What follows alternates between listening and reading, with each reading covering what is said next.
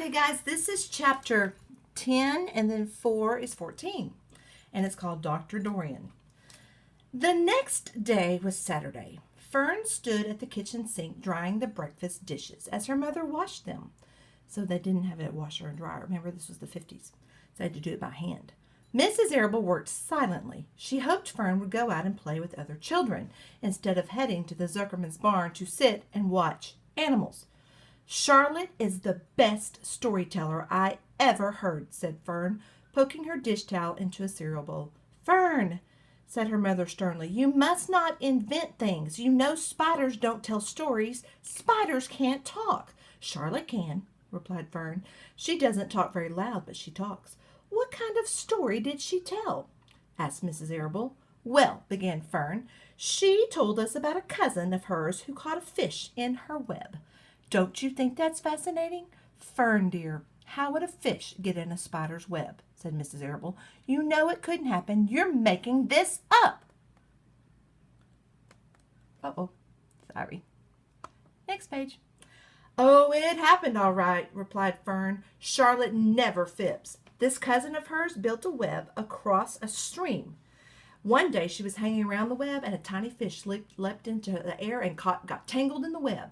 And the fish was caught by one fin. Mother, its tail was wildly thrashing and shining in the sun. Can't you just see the web sagging dangerously under the weight of the fish? Charlotte's cousin kept slipping in, dodging out, and she was beaten mercilessly over the head by the wildly thrashing fish, dancing in, dancing out, throwing. Fern! Snapped her mother. Stop it! Stop inventing these wild tales. I'm not inventing, said Fern. I'm just telling you the facts. What finally happened? Asked her mother, whose curiosity began to get the better of her. Charlotte's cousin won. She wrapped the fish up, and then she ate him when she got good and ready. Spiders have to eat the same as the rest of us. Yes, I suppose they do, said Mrs. Arable vaguely. Charlotte has another cousin who is a balloonist. She stands on her head, lets out a lot of line, and is carried aloft on the wind. Mother, wouldn't you simply love to do that? Yes, I would, come to think of it, replied Mrs. Arable. But Fern, darling, I wish you would go play outdoors instead of going to Uncle Homer's barn. Find some of your playmates and do something nice outdoors. You're spending too much time in that barn. It isn't good for you to be alone so much. Alone, said Fern. Alone? My best friends are in the barn cellar. It is a very sociable place, not at all lonely. Fern disappeared after a while, walking down to the road toward Zuckerman's. Her mother dusted the sitting room. As she worked, she kept thinking about Fern. It didn't seem natural for a little girl to be so interested in animals. Finally, Mrs. Arable made up her mind she would pay a call on Dr. Dorian and ask his advice. She got in the car and drove to his office in the village. Dr. Dorian had a thick beard. He was glad to see Mrs. Arable, and he gave her a comfortable chair. It's about Fern, she explained. Fern spends entirely too much time in Zuckerman's barn. It doesn't seem normal. She sits on a milk stool in the corner of the barn cellar near the pig pen and watches animals hour after hour. She just sits and listens. Dr. Dorian leaned back and closed his eyes. How enchanting, he said. It must be real nice and quiet down there. Homer has some sheep, hasn't he? Yes, said Mrs. Arable. But it all started with the pig. Okay, there we go. We let Fern raise on a bottle. There's her mom in the chair. She calls him Wilbur. Homer bought the pig, and ever since it left our place, Fern has been going to her uncle's to be near it. I've been hearing things about that pig, said Dr. Dorian, opening his eyes. They say he's quite a pig. Have you heard about the words that appeared in the spider's web? Asked Mrs. Arable nervously. Oh, yes, replied the doctor. Well, do you understand it? Asked Mrs. Arable. Understand what? Do you understand how there could be any writing in a spider's web? Oh, no, said Dr. Dorian. I don't understand it. There's Dr. Dorian. But for that matter, I don't understand how a spider learned to spin a web in the first place. When the words appeared, everybody said they were a miracle, but nobody pointed out that the web itself is a miracle. What's miraculous about a spider's web? Said Mrs. Arable. I don't see why you say a web is a miracle. It's just a web. Ever try to spin one? Asked Dr. Dorian. Mrs. Arable shifted uneasy in her chair. No, she replied, but I can crochet a doily and I can knit a sock. Sure, said the doctor, but somebody taught you, didn't they?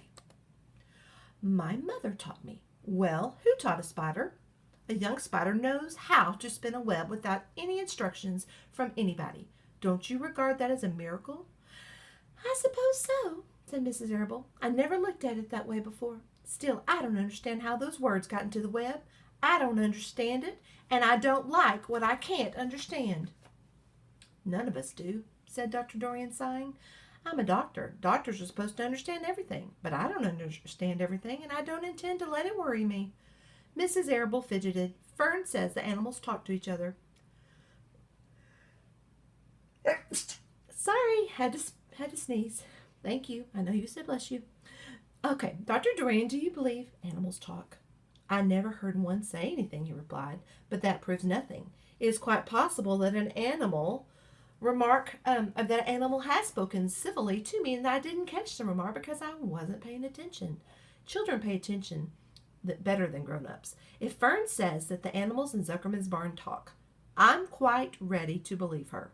Perhaps if people talked less, animals would talk more.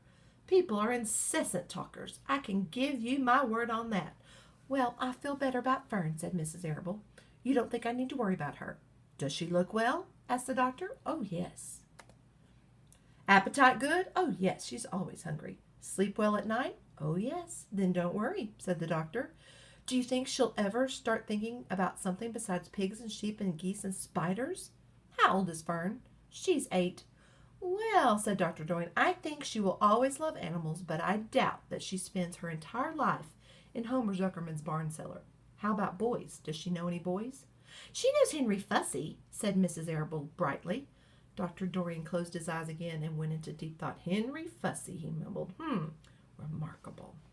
Well, I don't think you have to worry about that. Let Fern associate with her friends in the barn if she wants to. I would say offhand that spiders and pigs were fully as interesting as Henry Fussy. Yet I predict that the day will come when Henry will drop some chance remark that catches Fern's attention. It's amazing how children change from year to year. How's Avery? He asked, opening his eyes wide. Oh, Avery, chuckled Mrs. Arable. Avery is always fine, of course.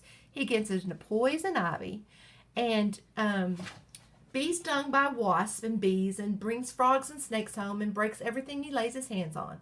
He's fine. Good, said the doctor. Mrs. Arable said goodbye and thanked Dr. Dorian very much for his advice. She felt greatly relieved. So what I want you to do is I'm going to put this on the Google Classroom, and after you've read chapter 14, write what you think the main idea of this chapter was about. See you soon.